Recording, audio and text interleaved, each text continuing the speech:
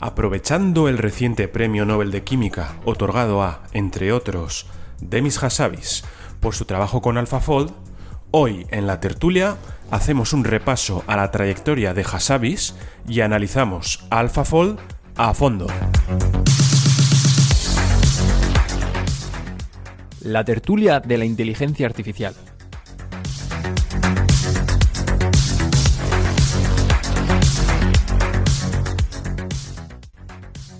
Ya falta menos para la singularidad. Bienvenidos, bienvenidas a la tertulia de la inteligencia artificial. Hoy está conmigo Paco Zamora, bienvenido. Hola, muchas gracias. Encantado de estar otra vez por aquí. También está con nosotros Íñigo Alcoz. ¿Qué tal? Un placer.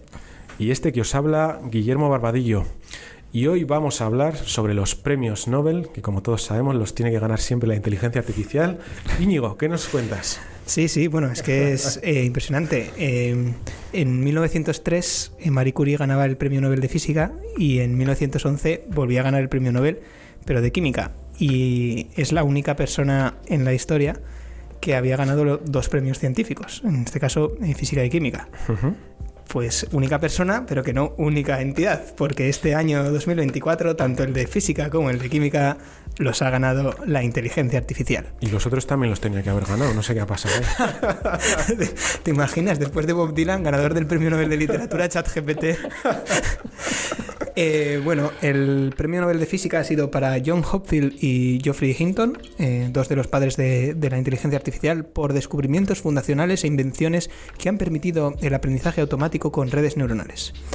Pero hoy en la tertulia quiero hablar del otro premio Nobel, que a mí es el que verdaderamente y realmente me ha hecho ilusión, que es el Premio Nobel de Química. Uh-huh.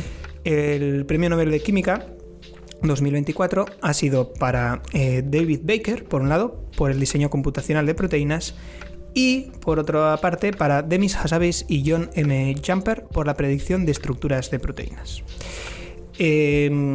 De David Baker, que no le conocía, dar una pincelada, pues se trata de un bioquímico estadounidense de 62 años y que ha sido un pionero en aplicar pues, la biología computacional para predecir las estructuras tridimensionales de las proteínas. Y por otra parte, y en quienes nos vamos a centrar específicamente hoy en la tertulia, pues están los amigos Hassabis y Jumper, viejos conocidos aquí en el programa, que ambos pues pertenecen a DeepMind. Entonces, si os parece, hago un breve repaso pues por la biografía, sobre todo de Demis Hassabis, pues, la figura más mediática al frente de DeepMind. Demis Hassabis es un británico que actualmente tiene 48 años, bastante joven para lo que suele ser la media de los premios Nobel científicos. Uh-huh. Bueno, es una historia pues bueno fascinante. Tiene orígenes griegos, chipriotas y hasta de Singapur. Y realmente pues Hassabis fue un niño prodigio, bueno, ahora ya no niño, pero seguirá siendo un prodigio.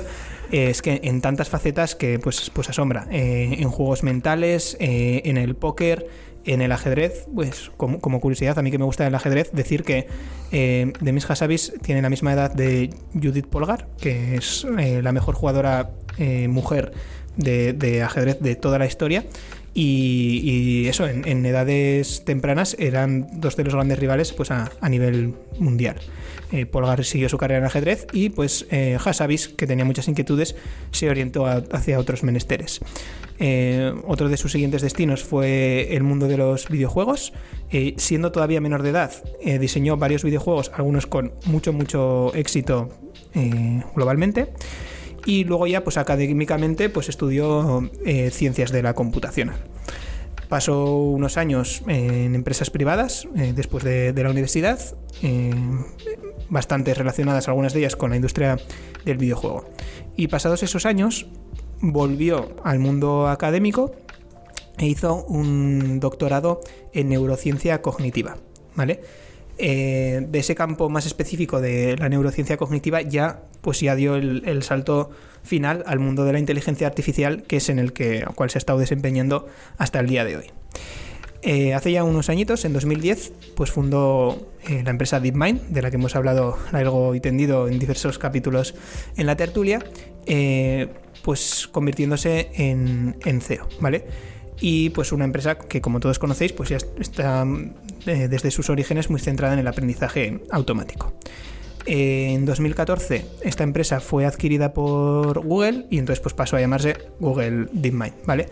Pero Hassabis siguió y sigue al frente de esta división de DeepMind y eso, a mi juicio, pues creo que se nota, ¿vale? Tanto por un lado en el enfoque más ético que yo creo que se le puede atribuir a DeepMind, como también a las aplicaciones que se han dirigido, que han sido un poco diferentes, igual, a mi forma de entender, a la tendencia sobre todo de los últimos años, pues muy centrada en pues, modelos generativos, por lo que todos conocemos, y que ellos pues han seguido un poco sus rumbos, ¿vale? Tras estos primeros años después de la adquisición de Google, pues 2014, 2015, 2016, 2017, la principal foco investigador de DeepMind pues se centró en el aprendizaje por refuerzo. Aquí también hemos hablado en la tertulia varias veces sobre el aprendizaje por refuerzo, pero no sé, Guille y Paco, si nos queréis dejar unos pinitos en qué consiste el aprendizaje por refuerzo. Yo antes te quería interrumpir un poquito, Íñigo. Sí. Ha habido varias cosas que me han resultado curiosas. Por una parte, que DeepMind se fundara en el 2010 me resulta curioso porque un poco la revolución del Deep Learning se suele fechar en 2012. Entonces no sé cómo llegaron a ponerle ese nombre cuando todavía el Deep Learning no sé si se había acuñado todavía. Entonces eso me resulta interesante. Yo la verdad no lo sé, pero es verdad que Hassabis llega a la IA desde el punto de vista de la neurociencia. De hecho, en la época universitaria, eso sí que he visto, tiene papers no de inteligencia artificial, sino de neurociencia como tal. O sea, más casi no médicos, pero eso, neurocientíficos. Entonces yo creo que él tenía la intuición, o sea, él se aproxima a la inteligencia artificial desde la neurociencia. No lo sé, no lo sé a ciencia cierta, pero sería un poco la explicación. Y luego, como detalle un poco curioso, uno de los juegos que hizo Hassabis es Theme Park, que quizás nuestros oyentes hayan jugado. Yo recuerdo que jugaba, no sé si era en la Play 1 o en la Play 2, y era un juego en el que tú construías un parque de atracciones y te venían visitantes y está bastante guay. No, que el tío es un crack, eso. Vale. Estaba haciendo una pequeña búsqueda sobre lo que comentabais de el origen del término de Deep Learning. Y por ahí sí que se menciona hacia el 2009 con la creación de ImageNet y de bases de datos ya grandes y algunos paradigmas que ya empezaron a cambiar en el procesado del lenguaje natural, como un poco lo que motiva el inicio. No sé si se llegará a acuñar entonces el nombre. Yo creo que es un poco posterior, pero... O sea, yo lo que he buscado, Paco, es en Google Trends, que bueno, realmente tampoco es que sea muy científico, pero en Google Trends hasta 2012 no empieza a levantar, pero muy tenuemente empezaría a subir más a partir de 2014. Pero bueno, sí. Por algo le pusieron el nombre. Y ellos, pues eso, están un poco en el mundillo y tú mira un buen ojo al nombrar la empresa. Vale, retomando un poco la trayectoria de Hassabis, nos habíamos quedado en el aprendizaje por refuerzo. Entonces, Paco, Guille, si nos queréis hacer una breve explicación, ¿no? Por situar a nuestros oyentes. Pues voy a ser muy breve y si eso, Guille, apuntas alguna cosa si crees necesario. El aprendizaje por refuerzo es uno de los paradigmas con los que se establece el aprendizaje de modelos usando Machine Learning.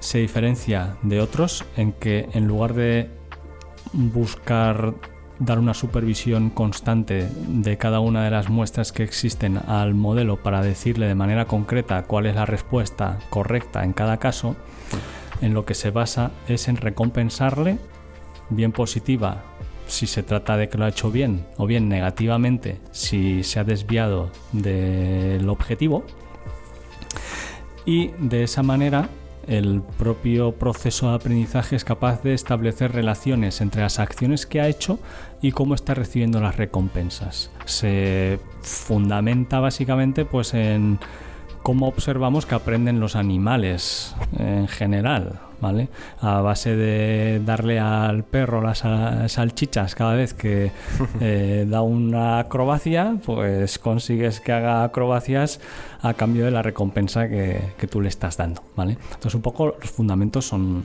esos. Sí, lo has explicado perfectamente, Paco. Quizás yo añadiría que igual el aprendizaje por refuerzo es como la gran esperanza de la inteligencia artificial, pero que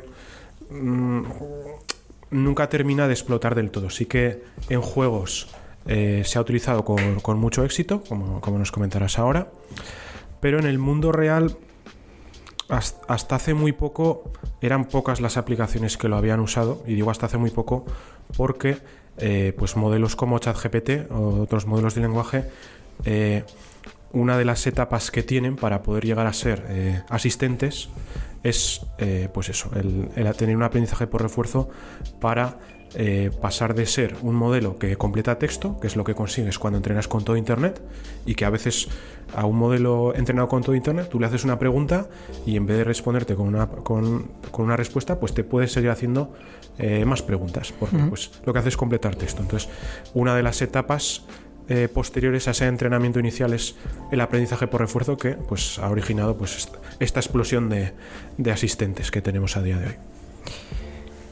Pues nada, gracias Paco, Guille. Pues siguiendo... Sí, se me había olvidado un detalle que te quería comentar, Íñigo.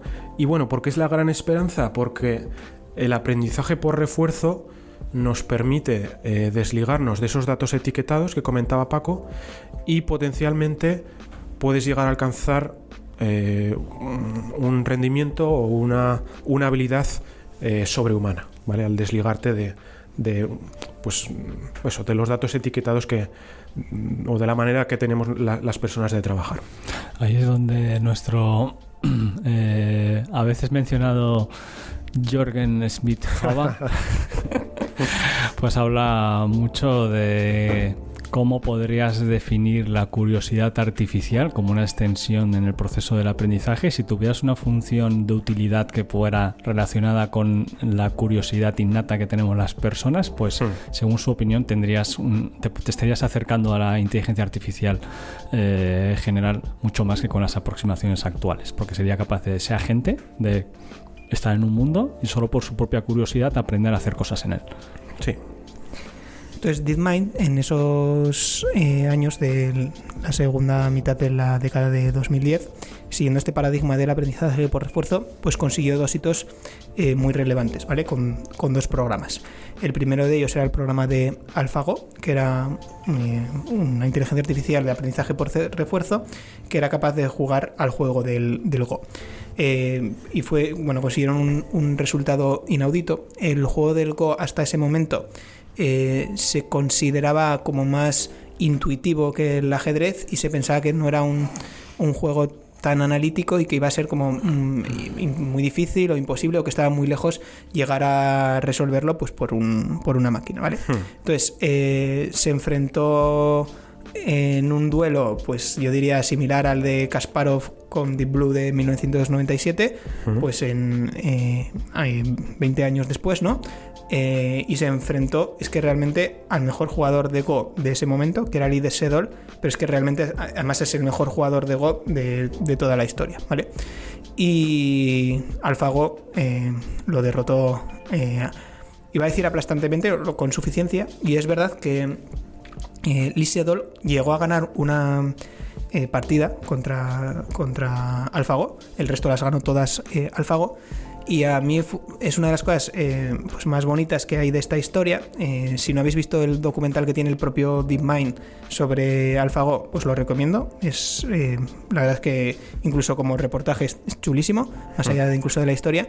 Y hay una cosa muy bonita que explican que AlphaGo tenía en su sistema, una de las cosas que hacía era intentar predecir cuál era el movimiento siguiente que le iba a hacer el contrincante, y estimaba la probabilidad de que lo hiciera. O sea, no solo si era bueno o no, sino cómo de probable era. Entonces, en el momento que Lee Sedol gana a Go en esa partida concreta, lo hace con una jugada que nadie espera, y luego cuando los propios de DeepMind analizan la partida, les sale que esa jugada tenía una probabilidad que haciendo un poco la analogía sería como si solo una persona entre toda la faz de la Tierra hubiera sido capaz de hacerla. Y justo fue Lee Sedol, que era el mejor de la historia, ¿no? Entonces, pues con una jugada única, con una jugada bella. Entonces, bueno, también por poner en valor que estos sistemas no solo es que sean capaces de jugar muy bien, sino que mi opinión es que hacen mejor jugar a los humanos y que incluso realzan el valor de las propias jugadas humanas, ¿vale? Y luego el otro gran sistema que consiguieron pues después era AlphaZero, que bueno, era un poco más, digamos que se orientaba a aplicaciones más diversas, que no tan específica como el Go, y una de ellas fue el juego del ajedrez. Entonces ahí, para que tengamos una idea intuitiva de cómo de bueno era, lo enfrentaron contra Stockfish, que era el sistema computacional mejor que se tenía en ajedrez en ese momento, bueno, y que sigue siendo la gran referencia de los módulos computacionales de ajedrez, y se enfrentaron en un total de 100 partidas, ¿vale? En 72 hicieron tablas, es decir, empataron, y AlphaZero no perdió ninguna, y en cambio sí que le ganó 28 veces a Stockfish. Entonces, pues digamos que le ganó de forma consistente. Y además lo que es asombroso es que para conseguir este hito, AlphaZero, solo necesito, aparte del sistema, obviamente, conocer de entrada las reglas de juego del ajedrez, y lo tuvieron únicamente 4 horas de entrenamiento jugando contra sí mismo. Entonces, en ese aprendizaje de refuerzo, en esas 4 horas fue capaz de llegar a ese nivel tan alto como para derrotar a Stockfish. Vale. Pasado esta época más centrada en el aprendizaje por refuerzo, pues bueno, DeepMind, además ya integrado con Google, pues ha sido como pues, la gran punta de lanza de Google para lo que es la investigación en la inteligencia artificial. Y el hito más destacado que han conseguido en los últimos años ha sido AlphaFold, que es precisamente el programa, la aplicación que nos trae hoy a la tertulia, porque es la aplicación con la que han sido capaces de ganar el premio Nobel de Química, ¿vale? AlphaFold es un programa de aprendizaje profundo para la predicción de la estructura de las proteínas, y es lo que vamos a ir desentrañando en este capítulo de la tertulia. Ya simplemente por apuntillar la trayectoria de Hassabis, decir que Hassabis no solo ha ganado en este 2024 el premio Nobel, sino que ya anteriormente, hace un par de años, había ganado el premio Princesa de Asturias de investigación científica y técnica, junto con otros 3 personajes muy conocidos, ¿no?, de la inteligencia artificial, pues como son LeCun Benjo y el propio Hinton, que ha sido uno de los 2 que ganaron este año el premio Nobel de Física. Faltaba Jorgen. Sí, Guille. Sí, yo por dar un apunte y una opinión. A ver, a mí una de las cosas que me gusta más de DeepMind, y que entiendo que se la podemos atribuir directamente a Demis Hassabis, es cómo elige los problemas en los que enfocarse, ¿vale? Porque pues a priori el ponerse a resolver lo de las proteínas, o el ponerse a resolver el juego del Go, o pues también pues han sacado últimamente el cómo se hacen las multiplicaciones de matrices, o temas meteorológicos, pues a mí de primeras no se me ocurren esas aplicaciones. Entonces creo que tiene mucho valor el ser capaz de pues dentro de la empresa DeepMind decir, oye, vamos a intentar primero conocer el problema, que la mayoría de la gente ni lo conoce, y luego ver que vas a tener o que vas a poder desarrollar la herramienta adecuada para resolver ese problema.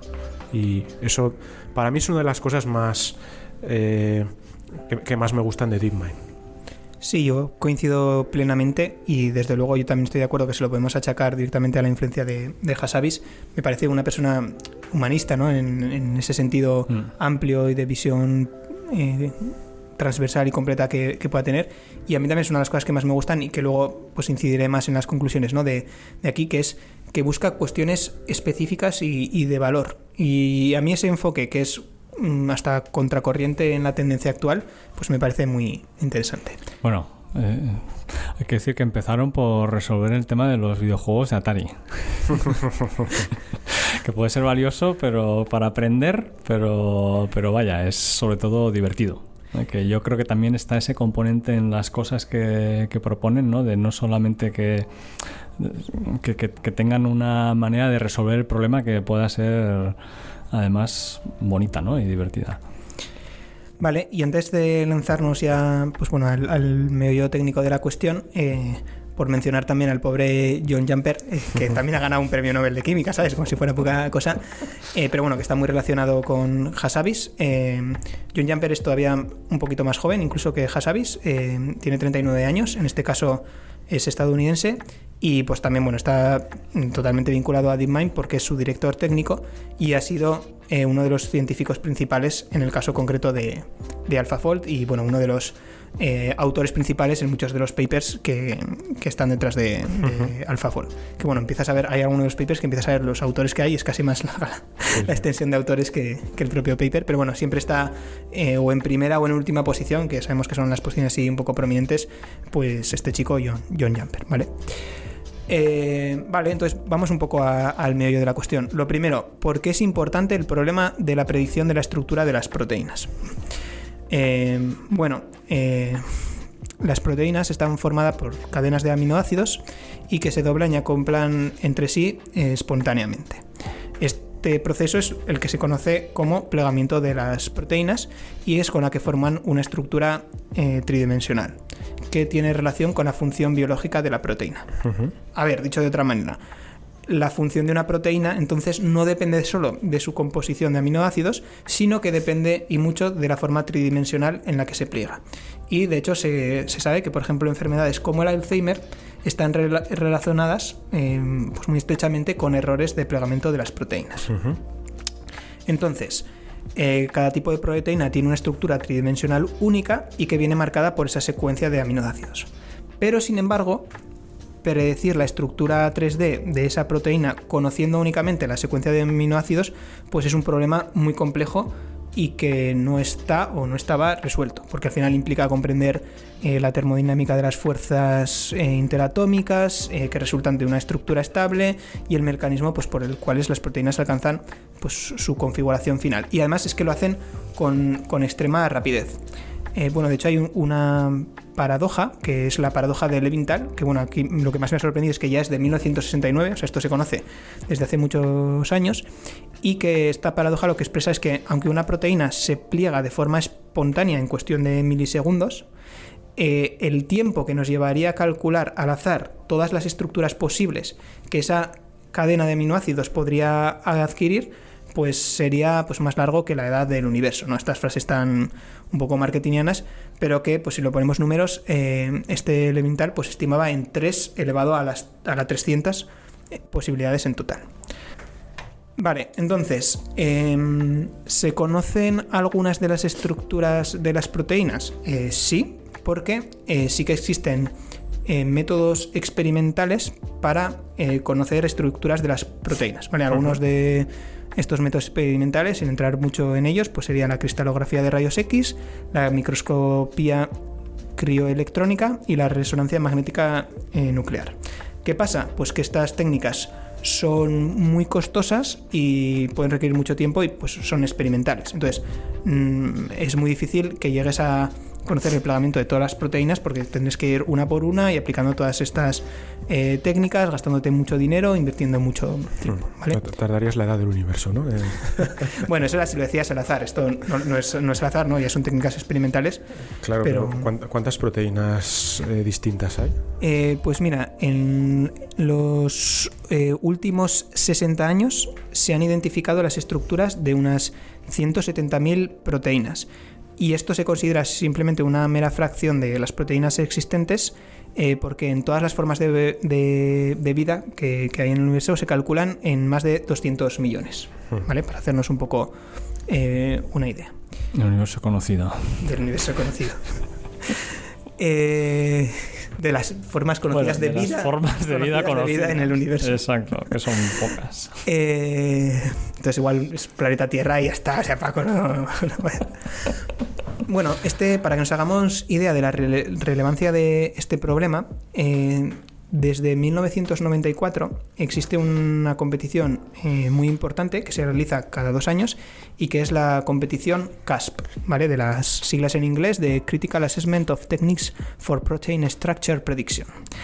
En esta competición, pues los mejores laboratorios del mundo prueban sus algoritmos bioinformáticos, ¿vale? Aquí por volver a hacer una mención al pobre David Becker, que también, de nuevo, ha ganado un premio Nobel de Química, como si fuera poca cosa, pues ya desde hace bastantes años pues había muchos laboratorios y mucho mundo académico investigando en algoritmos bioinformáticos para resolver este problema, ¿vale? O sea, él montó la competición.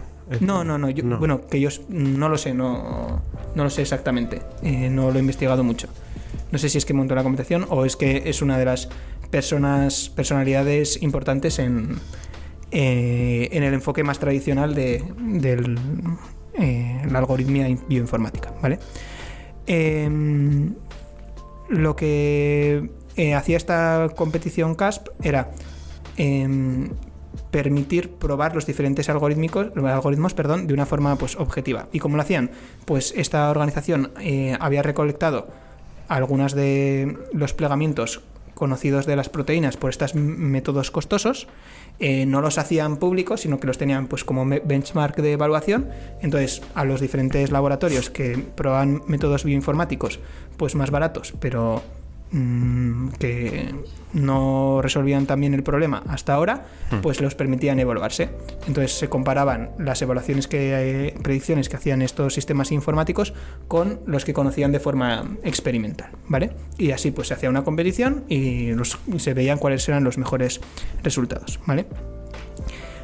Hasta hace unos pocos años los mejores resultados algorítmicos solo producían estructuras comparables a las determinadas experimentalmente,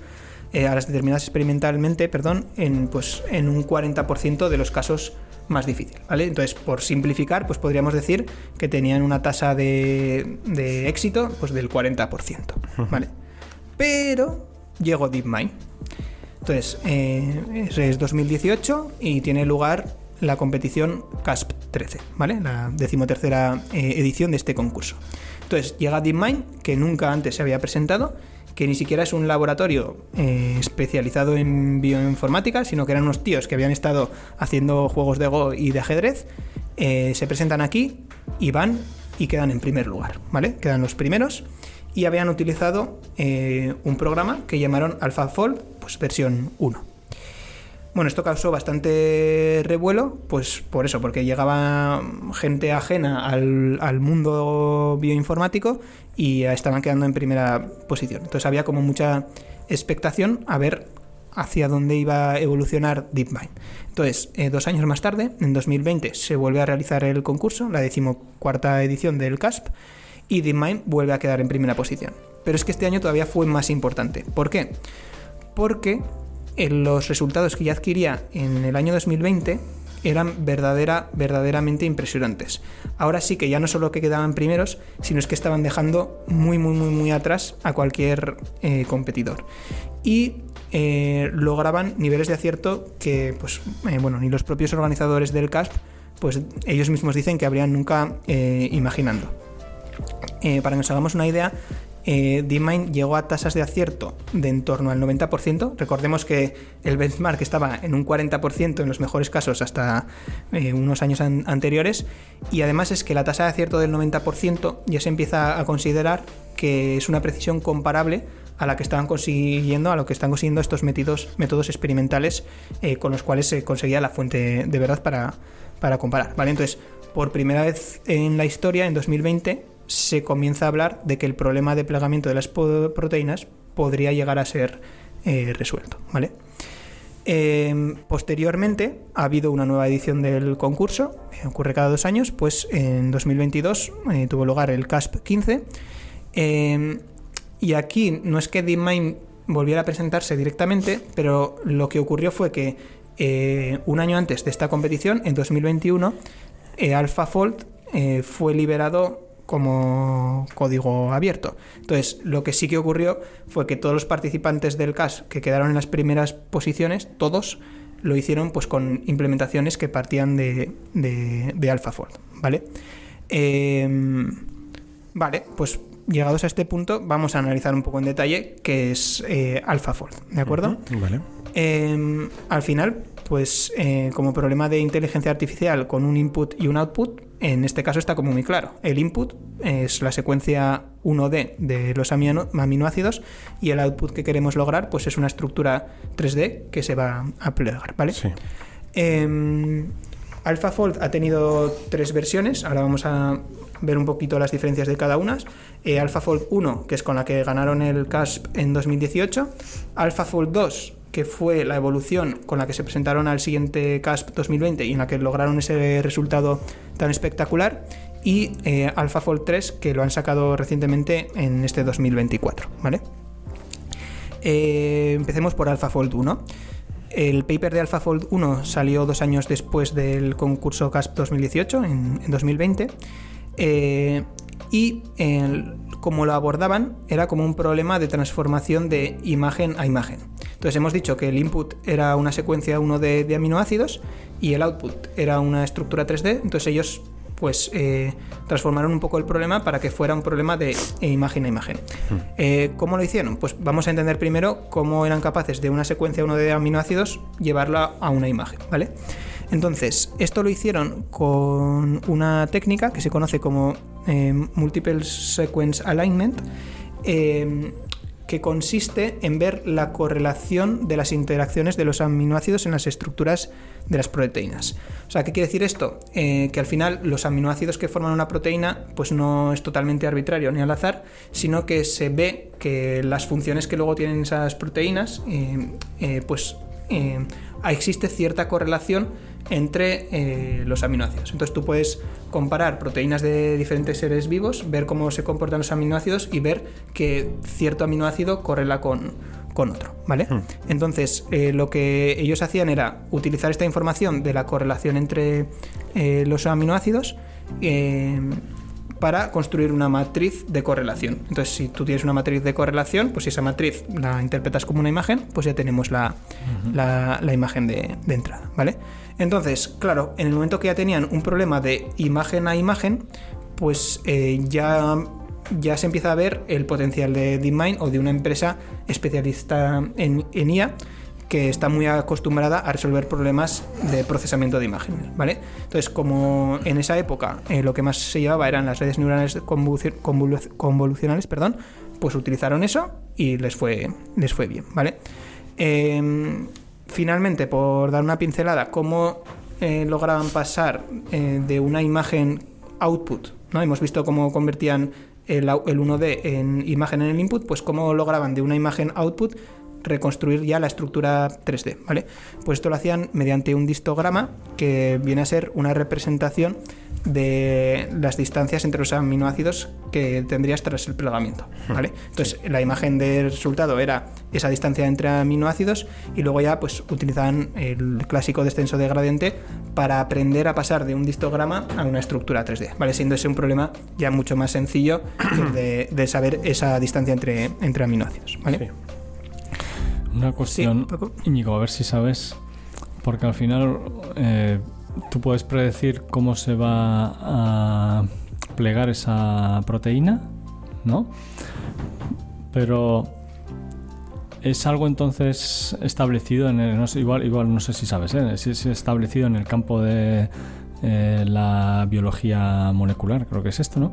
El efecto que tiene la proteína en un ser vivo a partir de la predicción de cómo se ha plegado, o eso es otro problema aparte que no forma parte de la solución. Vale, eso es muy interesante y es con lo que se están un poco ahora centrando. O sea, yo no lo sé, evidentemente pues no soy experto en biología, pero creo que es más fácil el problema de sabiendo la estructura, ver cómo es el funcionamiento, que el de partiendo la secuencia de aminoácidos saber la estructura. Entonces es como que la estructura está ahí en medio entre los dos puntos, el que es más fácil de conocer, que es la secuencia de aminoácidos, y lo que quieres conseguir, que es la función biológica.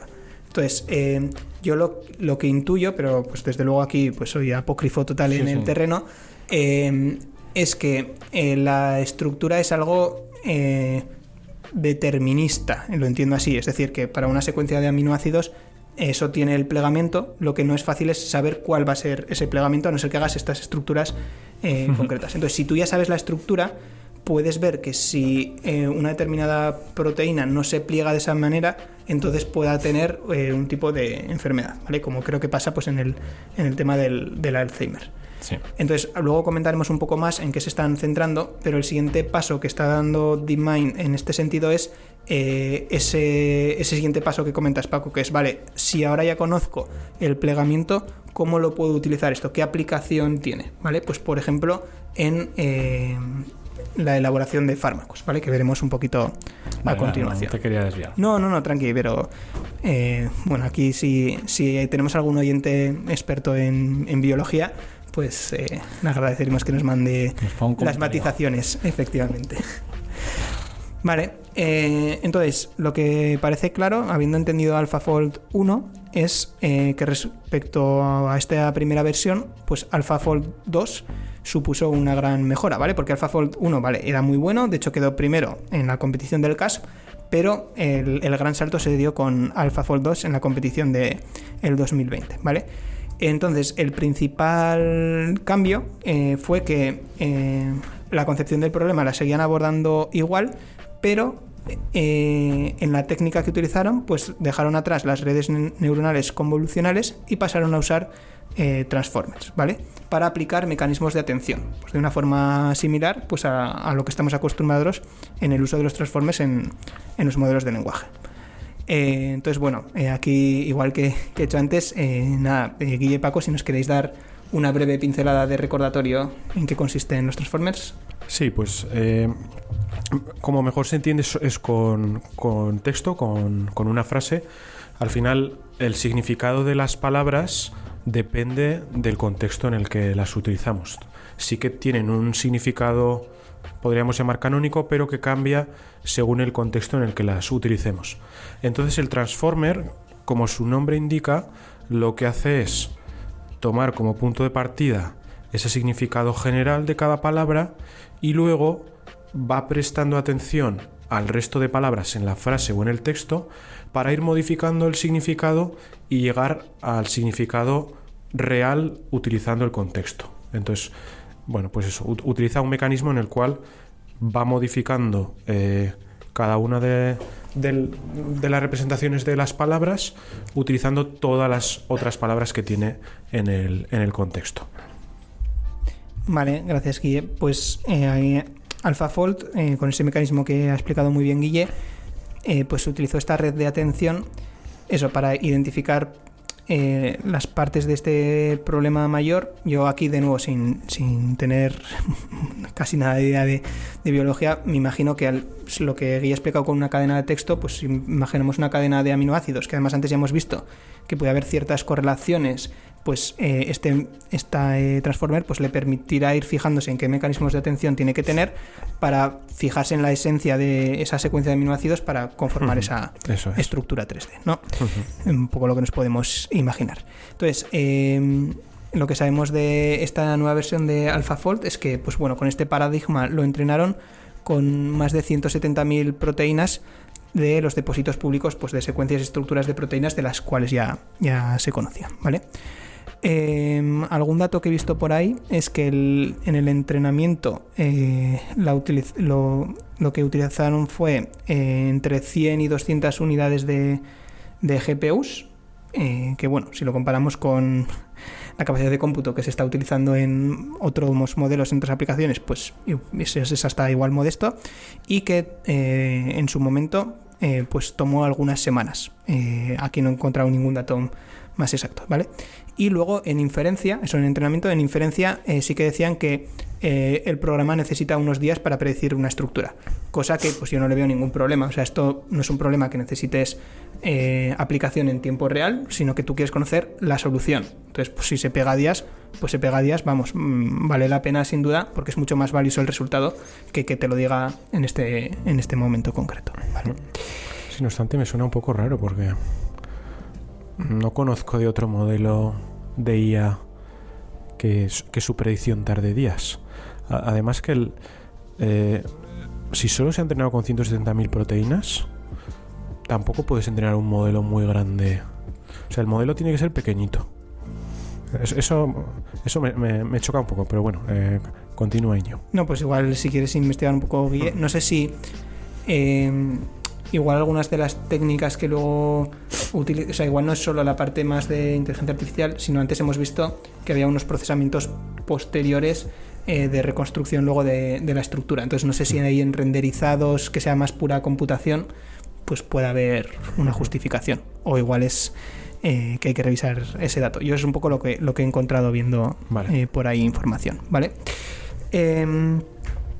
Y bueno, las últimas novedades, aparte de que por este mérito le hayan entregado ahora el Premio Nobel de Química, es que en 2024 ha salido AlphaFold 3 como un paper otra vez en la revista Nature, ¿vale? Por lo que parece en el paper, pues no parece que haya habido un gran cambio del paradigma, ¿vale? Respecto a AlphaFold 2, cosa que sí había pasado del 1 al 2, ¿no? Cuando cambiaron redes neuronales convolucionales por los transformers, sino que lo que han hecho ya es más una optimización y un tuneo más específico del modelo que ya tenían en AlphaFold 2. Aquí, bueno, la información que os estoy dando es la información que da DeepMind. Entonces, bueno, pues son ellos mismos los que se reportan. Entonces, como siempre, cuando dan datos de performance, pues siempre pues tomémoslos un poco con cautela. Pero claro, aquí lo novedoso es que si con AlphaFold 2 decían que estaban llegando a los niveles de las técnicas tradicionales, pues aquí reportan incluso mejora respecto a esas herramientas más físicas, experimentales que hemos visto antes. En algunos casos es que incluso reportan pues que dan mejores resultados de hasta un 50%. ¿Vale? Uh-huh. Y luego, lo que me ha parecido más interesante, que es no tanto en cuanto al algoritmo, sino en la aplicación, y que tiene que ver con lo que me preguntabas, Paco, que es, vale, ahora si empezamos a dar por resuelto el problema del plegamiento de las proteínas, ¿cómo lo utilizamos? Vale. Entonces, han montado una startup dedicada que se llama Isomorphic Labs, lo podéis buscar.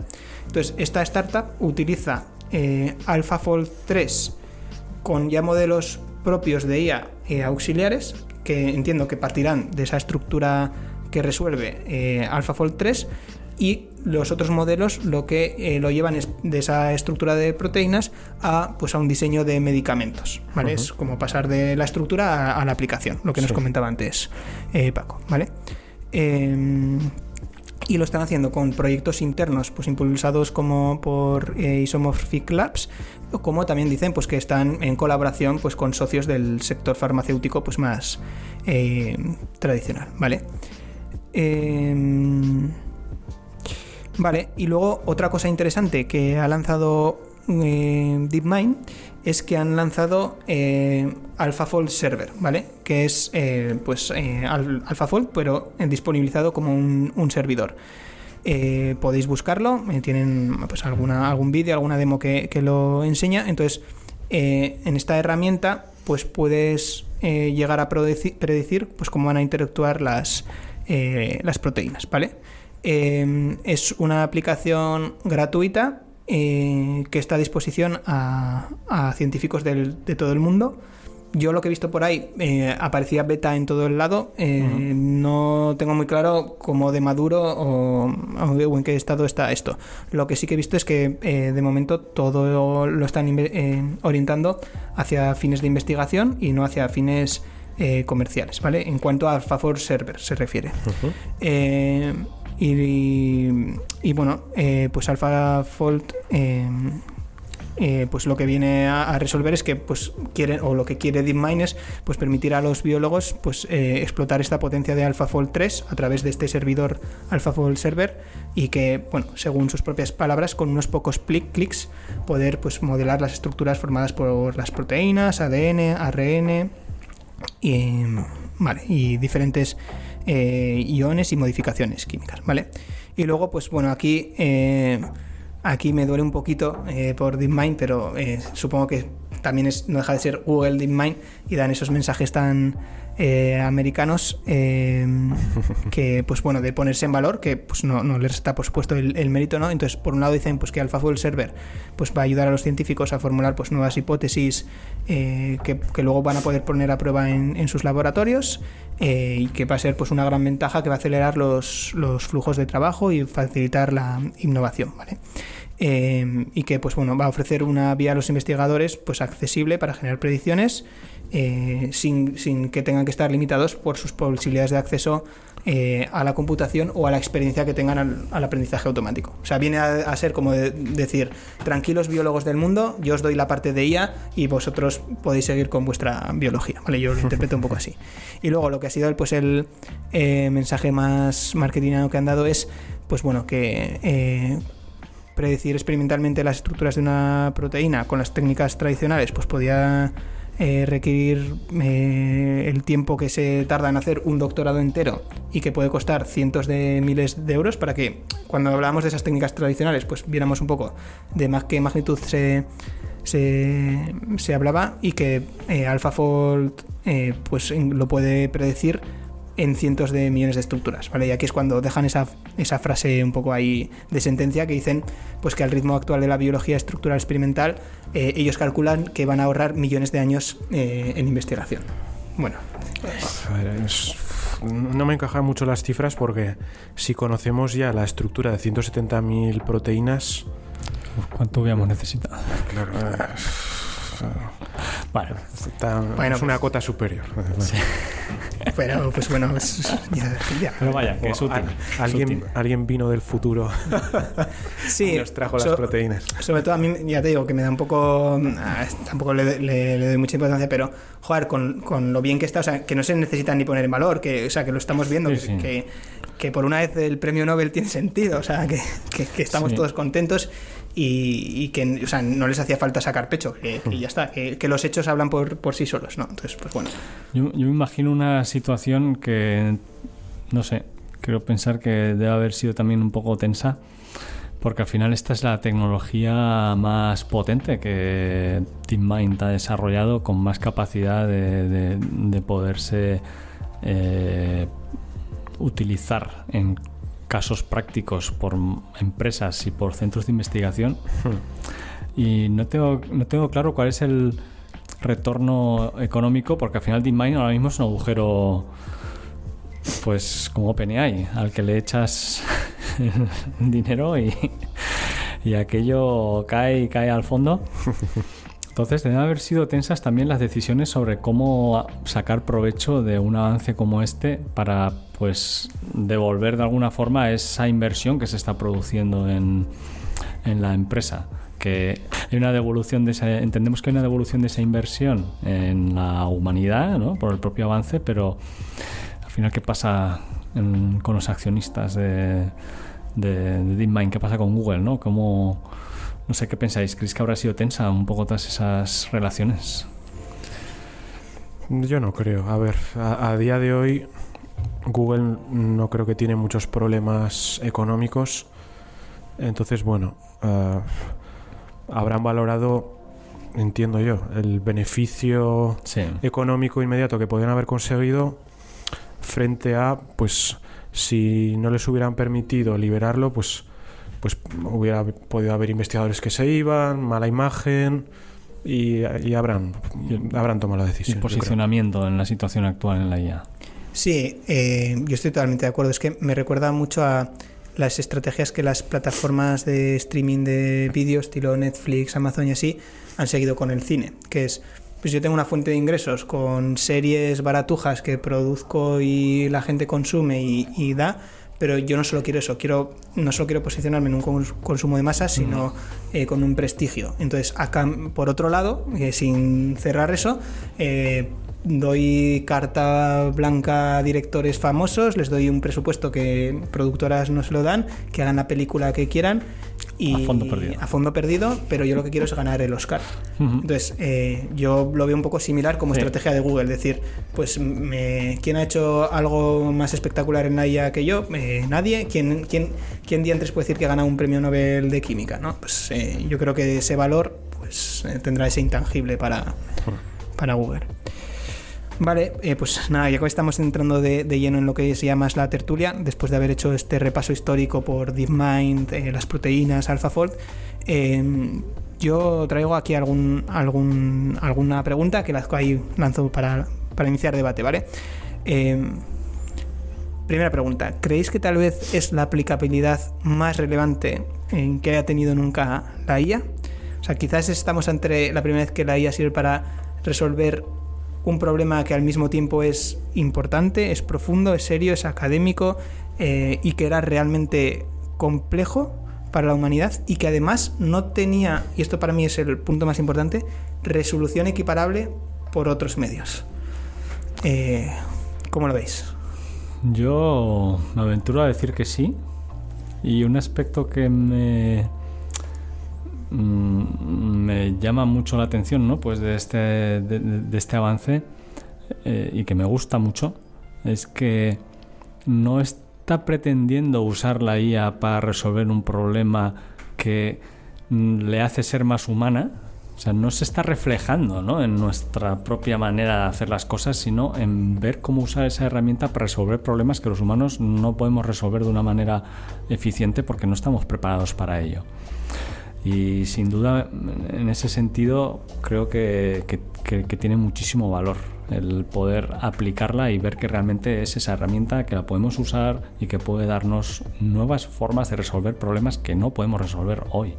Que al final está bien poder resolver el problema de escribir texto, pero es como atribuirle valores humanos a la inteligencia cuando en realidad es una inteligencia artificial que no solamente puede tener valores humanos, puede llegar más allá, puede trascender de lo que podemos hacer nosotros.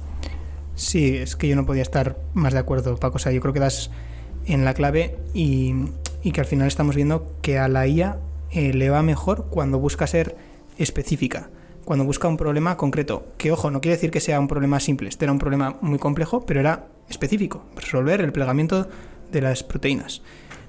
Que no es un problema para nada general como decir que voy a resolver la inteligencia artificial general, ¿no? Por ejemplo. Entonces, no sé si esto pueda provocar que se replanteen hacia dónde se está orientando la IA, pues otros actores, ¿no? No sé, a ver, yo a la pregunta anterior sobre si es la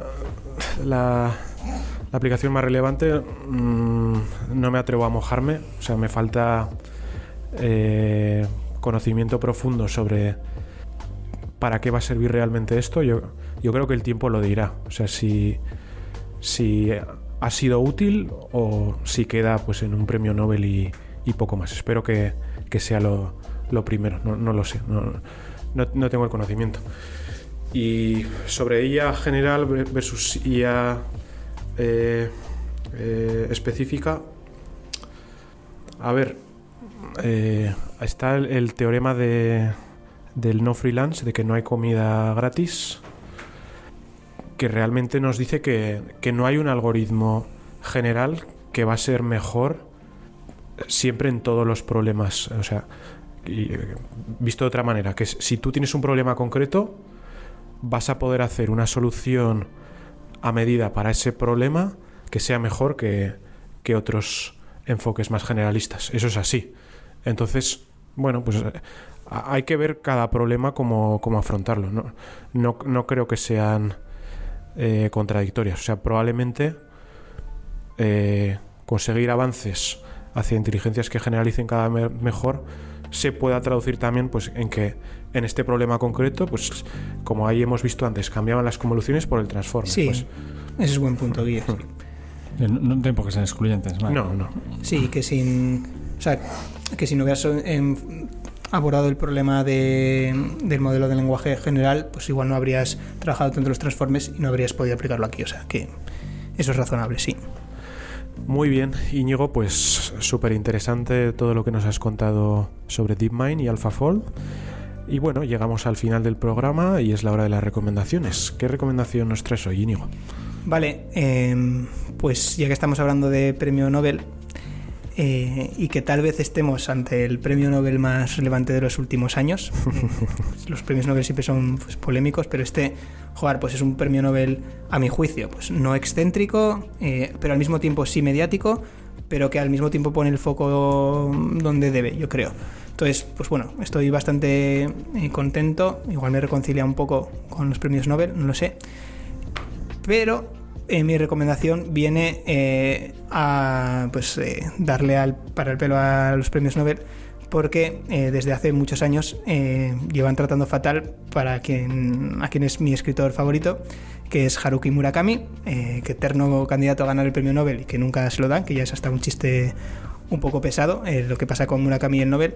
Y pues yo le quiero poner en valor. Para mí Haruki Murakami es el mejor escritor, no del mundo, sino de la historia. O sea, ni William Shakespeare, ni Cervantes, ni nadie. O sea, donde esté Murakami, que se quite el resto. Me encanta. Y cualquiera de sus libros, pues creo que es fascinante. O sea, yo el primer libro lo leí con 15 años.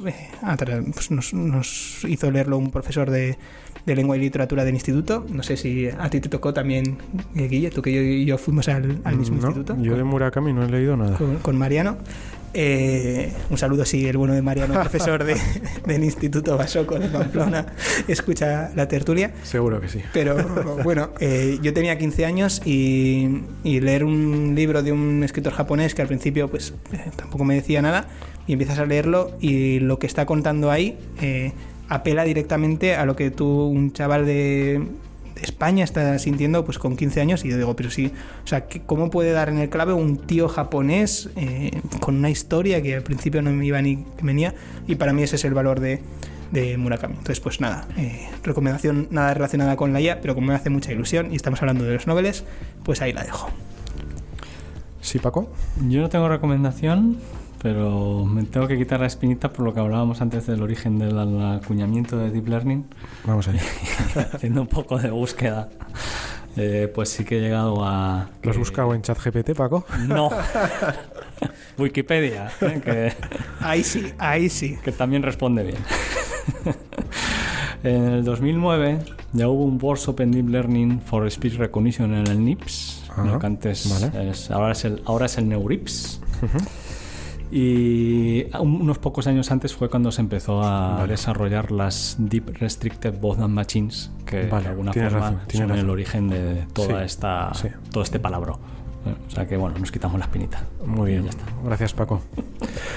Vale, yo para terminar, mi recomendación es un vídeo del canal Machine Learning Street Podcast, que ya lo he recomendado alguna vez, y es una entrevista que le han hecho hace muy poquito a Yoscha Bach, lo leo como se lee en español para que me entendáis, y estoy todavía en la mitad, pero me está gustando bastante. Es un investigador, yo ya lo conocía de hace años, bueno, pues un poquito del tema este de la gente que investiga sobre la inteligencia artificial general, que pues hay gente que lleva trabajando y pensando sobre ello pues mucho tiempo, y pues este hombre pues yo le conozco por lo menos desde hace 10 años y me está gustando la entrevista y por eso os la recomiendo.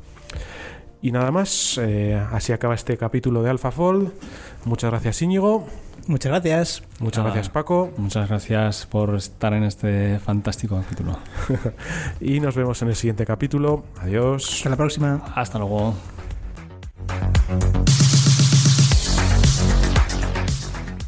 La tertulia de la inteligencia artificial.